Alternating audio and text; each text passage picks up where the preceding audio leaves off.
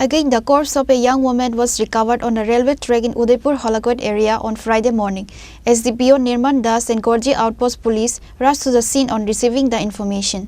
In a tragic incident on Friday, a corpse of a young woman was found on a railway track in Udaipur Holakhet area. SDPO Nirman Das and Gorji Outpost Police rushed to the scene on receiving the information. Later, the corpse was taken to hospital for the post-mortem. However, the police are yet to identify the deceased young woman.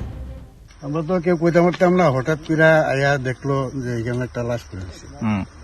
লাশটা দেখে খবর হইলো, সবাই আয়া আমরা দেখলাম। চিনেন হেরে? চিনি না। ঘটনা কোন জায়গায় হয়েছে?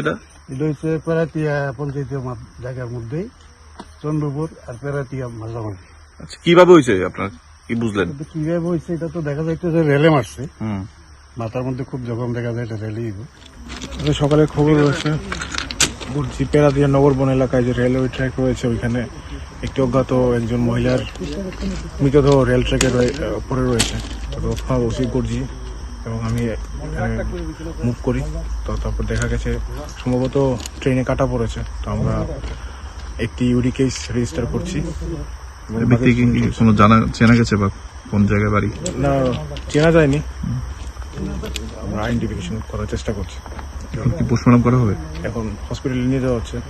The people of the area were curious about this incident. The mystery behind the death of a young woman will come to light only after the post-mortem report. SDPO Nirman Das and the police of Gorji Outpost has started taking investigation to this incident. Reported by Rajiv from Udaipur, Chini, Khorang.